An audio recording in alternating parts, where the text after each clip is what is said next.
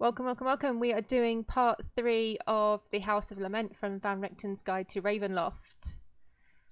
Hopefully, our adventurers can find out what the mystery is and see if they can escape the house today.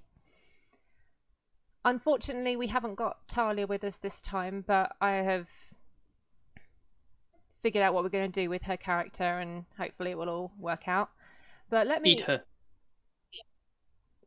I mean, that's if you guys want. Anyway, it's always an option. I will introduce who we do have. We have Asariel, who is playing Elaine, the variant human bard. Oh. We have Robert Hartley, GM, who is playing Jocelyn, the hill dwarf barbarian. We have Wraith, who is playing Carrie, the Hexblood sorcerer. Oh god, I have a hype train. Hello. And a fancy unicorn, who is playing Ven, the half-elf rogue.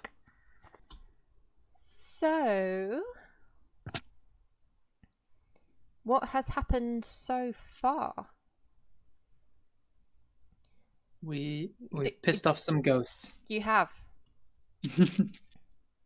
By not doing what she expected, what she asked us to do. So we all got sucked into the Ravenloft realm through some mist from our respective planes of existence, and thrust together through the want of some through the use of some hastily written notes and maps.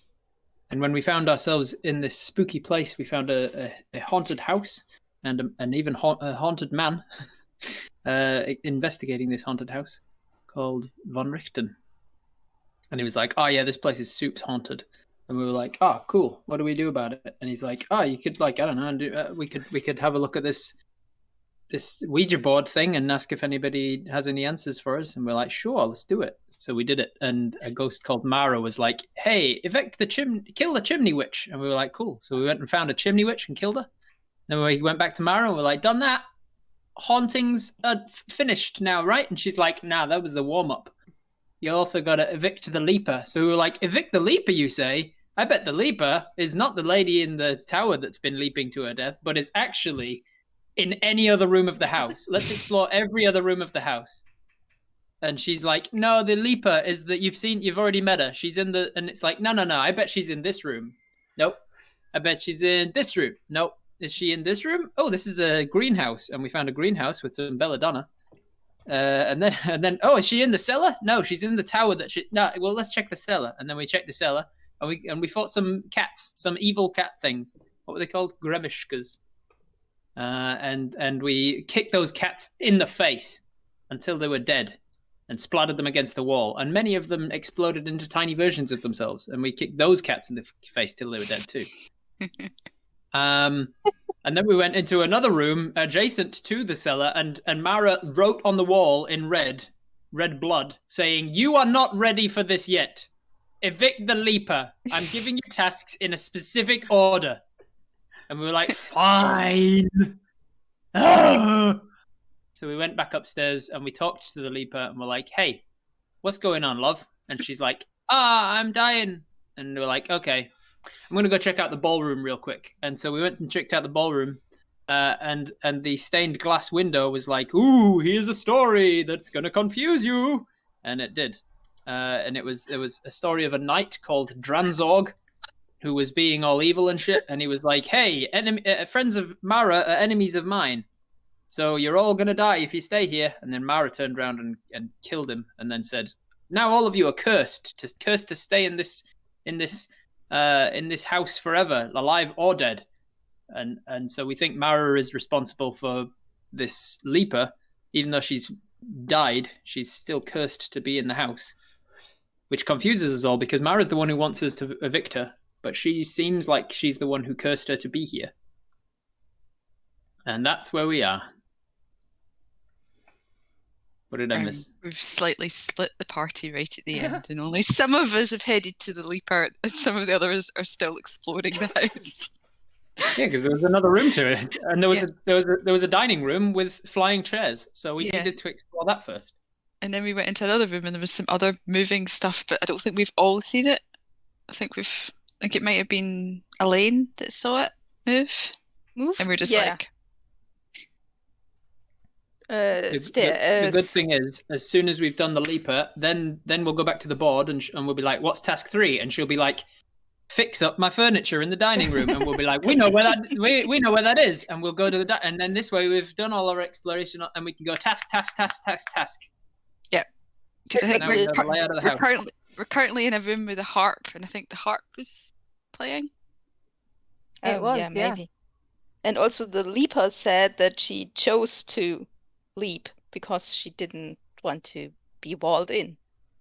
Yeah, because they were starving people to death in the walls of the house, walling them in.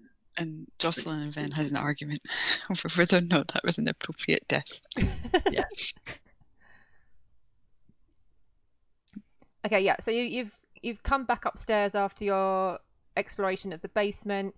You can hear the wind howling outside. You can hear the rain lashing down on the roof. So let me see that this works. Okay.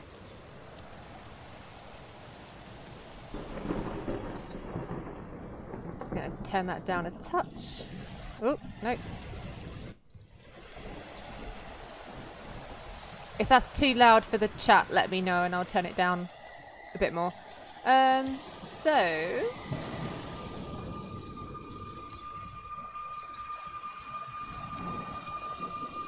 Jocelyn, Carrie, and Ven. You've just come through the dining room and... No, sorry. Jocelyn, Elaine, and Ven. You've just come through the dining room. You've noticed chairs kind of just being thrown across the room behind you by some invisible power.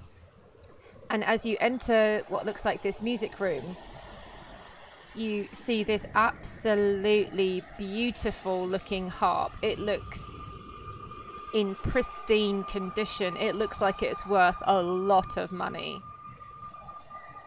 But as you enter the room, you hear it. There's no one there, but you can see the strings gently moving as if they're being plucked.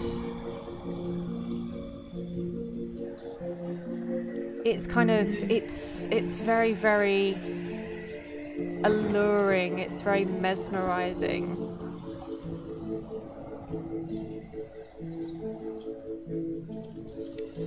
Then you're standing very close to it. Can you make a wisdom saving throw, please? Damn it.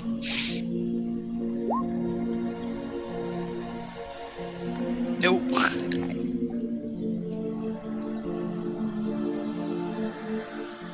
That's quite the song that's playing.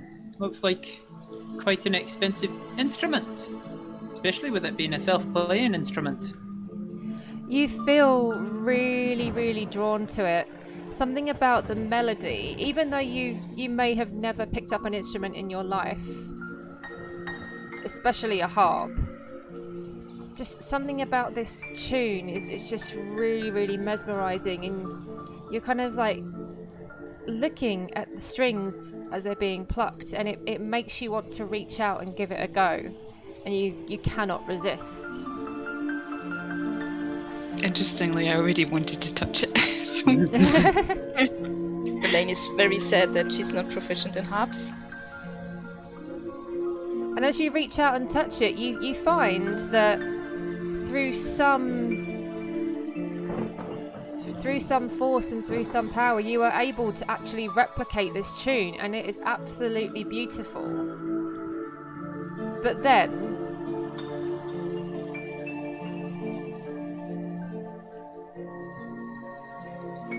you wince for a second as the sharp string slices into your finger for 1 slashing damage.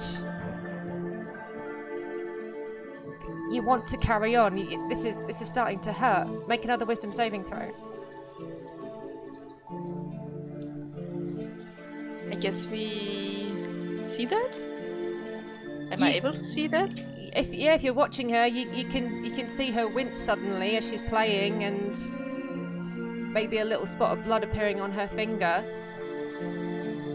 You realise that these strings are sharp like razor wire, but you're compelled to continue. Take another half, so take another 2 slashing damage. Ben, what you're doing? And then another wisdom saving throw. I just want to play. I'm going to continue to play. I don't know how I'm doing it, but the music, I can feel it. I wanna quickly cast silence on the room. Oh, cool. Okay. Hopefully it's the music itself that's causing that and not the instrument. Now you can no longer hear anything. You still feel like you want to pluck at the strings a little bit more to make this beautiful sound, but now there's no sound coming out. Kind of this compelling effect ends. You are able to back away. You look at your fingers; they are quite cut up. What was that about? I just wanted to play the music, and now Nobody can hear things. now I'm bleeding. I take out my hand axe and I just strike across the strings of the hat. Oh! I was going to say, if the silence is still on the room, or did you drop it as soon as? Yeah. No. I just take out my hand axe and I just strike it violently. Strike the harp. Yeah. Across the strings specifically.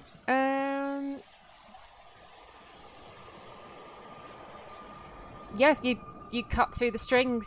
There's if you had been able to hear, you would have heard this horrible screech, but luckily you can't hear, so. And yeah, you just tear through all of the strings, and they just kind of, you know, how they curl, and yeah. Okay, so I carefully drop the spell. Okay. It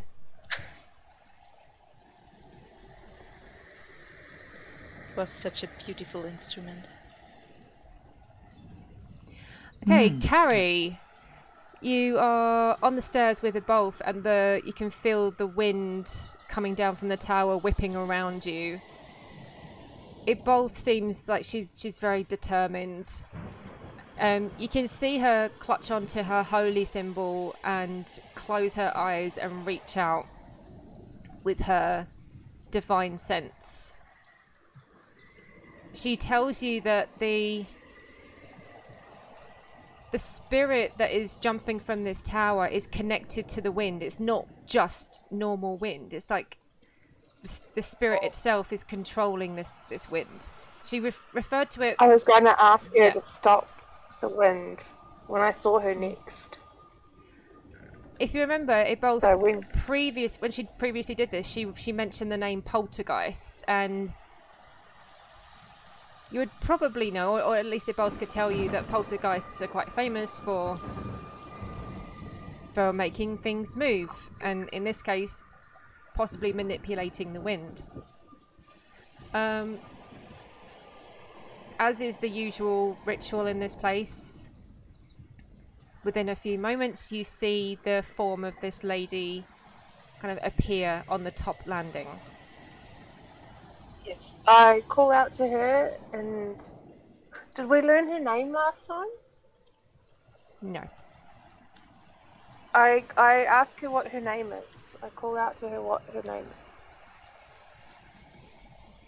before she jumps. She says,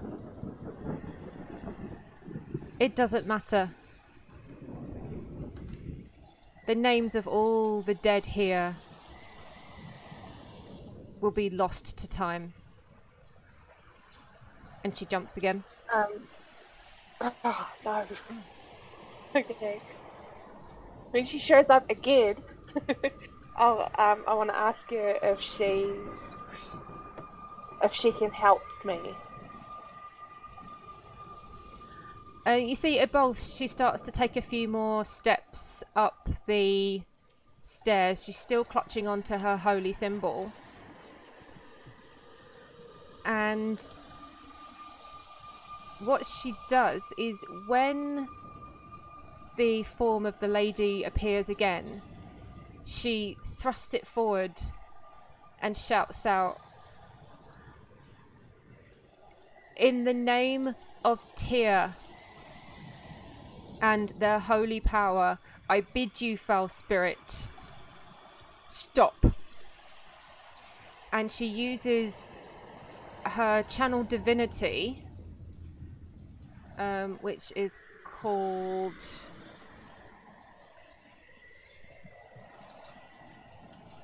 Abjure Enemy. And it forces the spirit of this lady to fear her, to fear Ebolth, and to fear her holy power. You suddenly feel the wind almost stop dead. You can see the spirit at the top of the landing. She's looking down at Ebolth with fear in her eyes. And as Ebolth slowly starts to ascend the staircase, the spirit backs up. And you have a clear path to follow. Yay! I go as high as I can, which I don't know how high Give it me is. 2 seconds. Just need to find the correct map.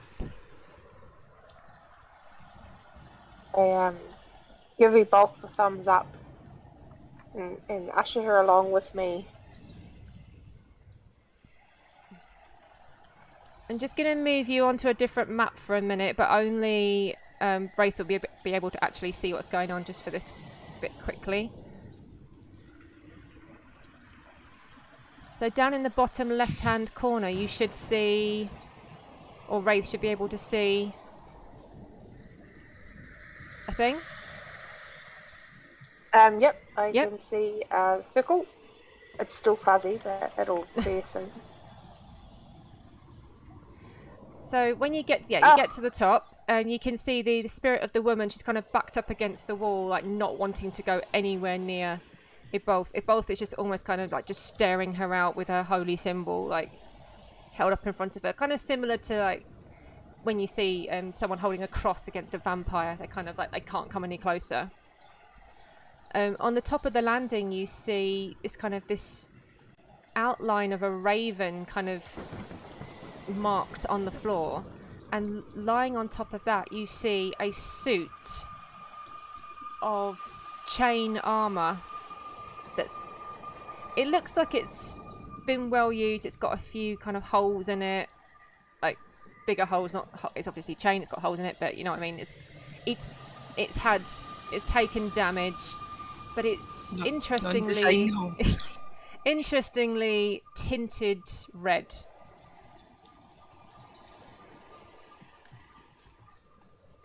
Red? Yes. I do not like the sound of this.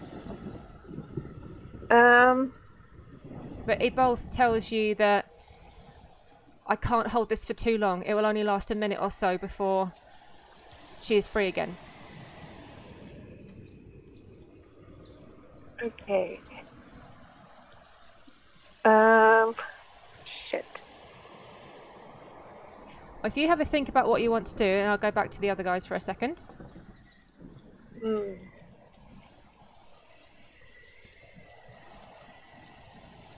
Okay.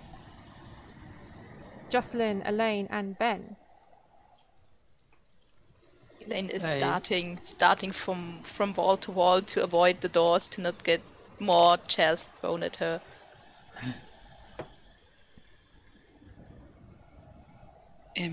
Ven's going to exit the room, sort of wrapping her hands.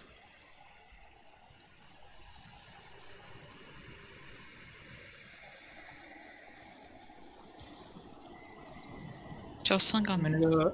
gonna go back into the Richten room. Okay. He looks up.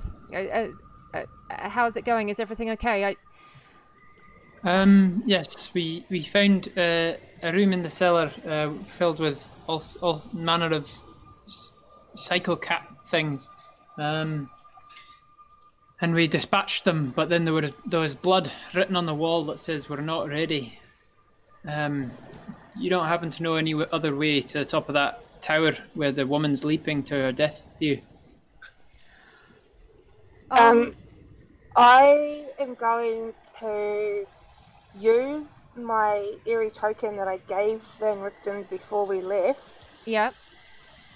And tell him to help and bring the others if he can to the tower room. Okay, so Jocelyn, Elaine, and Ven, you suddenly see Van Richten kind of almost look up to the corner of the room for a second. He's like, what? Oh, right, I see. Yes, as if you don't know who he's talking to. He goes, your friend, Carrie, was it? She just sent me a message in my head. She would like you all to go to the tower now. Okay. I turn and leave immediately. Yep. Let's go. That's a cupboard. This one.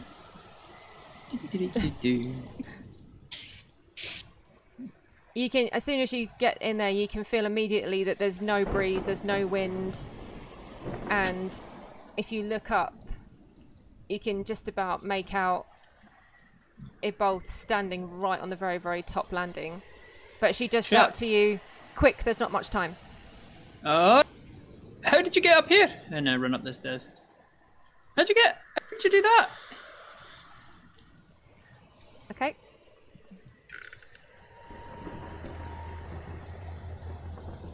I'll just put the rest of your tokens onto the place.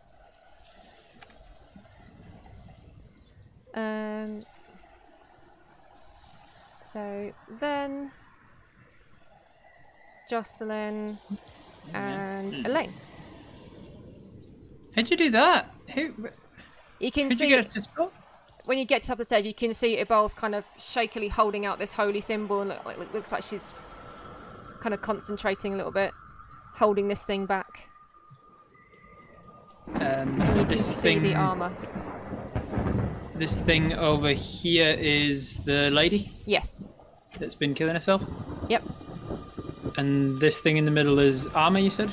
Yeah, so it looks like a kind of a battered suit of chainmail, but tinted in a kind of crimson red colour.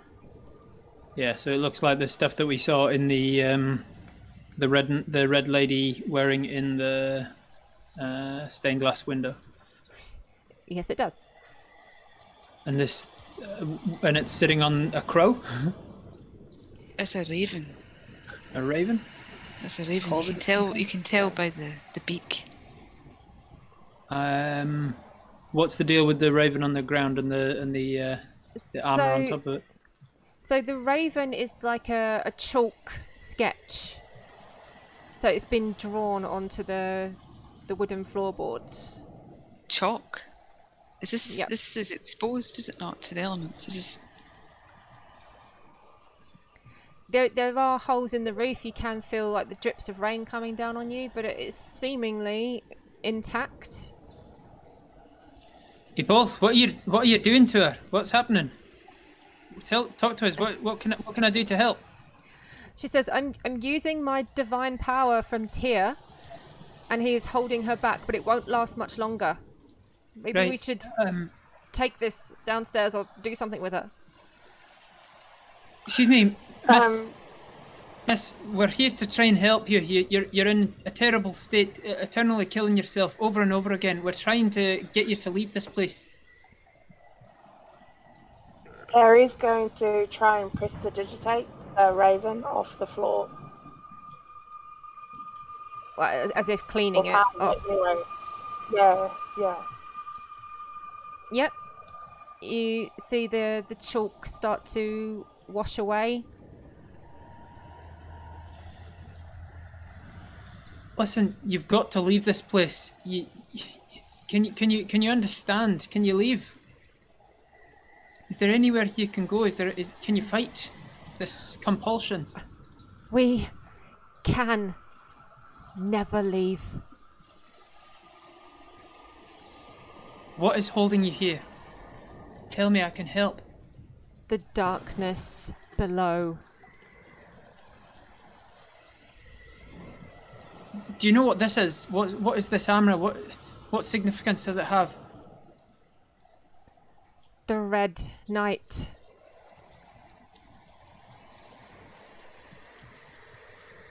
I'm gonna put my hand and the out. armor is I'm gonna red. put my hand out and see if I can touch her. See if she's tangible in any way. You can feel something. You can almost put your hand straight through her, but there is... There's just resistance. Yeah. Push my hand through water. I'm assuming that's very familiar to Ren. She's just gonna go up and poke her. That's exactly what she's going to go do. She's not moving, she's just going to quietly sidle up to one side and just be wafting a hand through her. I'm gonna try to take the main piece of the armor and just take it away a bit. Like a few meters. Okay. To see if it has any effect on her. Yeah. Touching or moving the armor doesn't seem to affect her in any way, doesn't seem to be connected to her.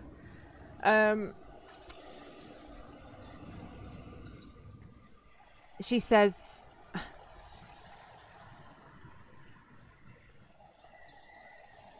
you can end my misery now,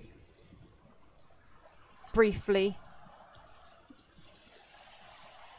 but every time I die, I always come back.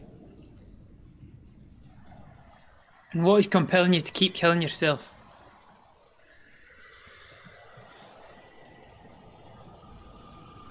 Death here is inevitable. At least this way, I get to choose how. Can't you just be a I happy respect that. ghost?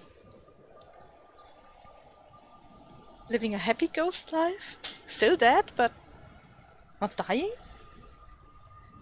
There is no Do you- happiness here with the Do you know? darkness. Do you know this house? Could you lead us through to the thing, the darkness below? If you can lead us there, we can overcome it. We can set you free. Only she can take you, She, her, the Red Knight, the Red Knight. and the Red Knight, the one they call a Red Knight, is her name Mara. Yes, Lady Mara Silver. She can take us to the darkness below. Why Yes. does everyone here speaking riddles? She told Mara us we sent were us not to evict ready. you. So we went down Only way and to we were evict not you is ready. down below, and told us we're not ready to be going below, and I just thought, what are we meant to even... How do... Jocelyn! It's fine. She told us, Mara is the one that sent us to you, and you're sending us back down saying that Mara's the one responsible for you being here. So why is she telling us to evict you if she's got the power to do so? Everyone make a Maybe- perception check.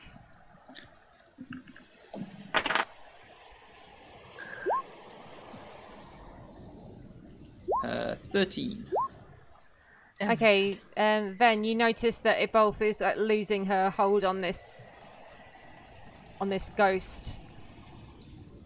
Don't think we have much longer. Both is you can see her hands. Look, she's struggling. Jerry's gonna try and shake the belladonna plant at the ghost. Is she asking us to kill If it her? does anything. The woman says, if Mara permits it, if Mara is testing you, and if Mara is happy, then defeat the darkness, bring light to this place, and perhaps we can leave. You can see Ibolth's hold break the woman incorporeally rushes straight through Carrie and almost takes a running dive off the edge of the landing, screaming as she falls once more. Ben runs after her. I stay up here waiting to see where she rematerializes. Get close to the wall to hopefully not get blown off. If the wind when starts she again. when she materializes, Carrie's gonna ride across to. But you do notice that now, even though Ibolth has lost the channel divinity has kind of run its course, there's still no wind. You can feel kind of like the natural breeze coming through the damage in the roof, but there's none of that really, really harsh, really, really whippy wind anymore. It all seems a little bit more peaceful. You can still feel the sorrow in this place and the weight of this poor woman's plight, but Just shouting out, Mara, was that enough? Wouldn't think so. you hear a shout from down the bottom. Sounds like Van Richten going, "Is everything okay up there?" Hardly. We're at a loss as to what to do. We've found the leaper to which Mara refers, but the only way to evict her is by going to the area below where Mara said specifically that we weren't ready for it. So, was it even Mara that was telling us we weren't ready? Maybe we Seems to should be ask our own. Mara.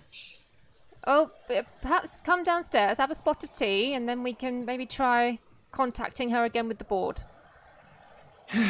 Very well. I'm going to grab some of this red armor. Okay, it's still intact enough that you can pick it up all in one piece. Yeah, Okay, have I'm gonna do that. have it. I'm handing her Thank you. the armor. I'm going to walk across the raven chalk. Okay, it's all been kind of washed away with that spell. That I Does can't she? say. I'm not going to leave until I see the young woman rematerialize. You're waiting there for a while. She doesn't seem to come back. You know roughly that she kept reappearing in quite regular intervals before, but you're sure you've waited longer than... Like, Longer she than that should have been period. back by now.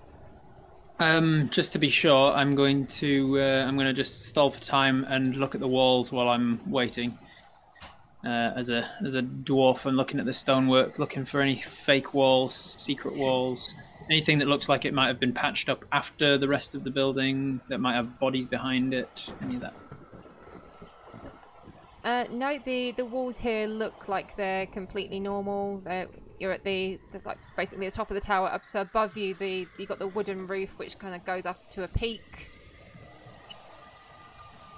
It all looks normal. Once I've been here approximately twice the length of time that she normally reappears at, I'll decide that perhaps we've evicted her, and I'll head on down the stairs.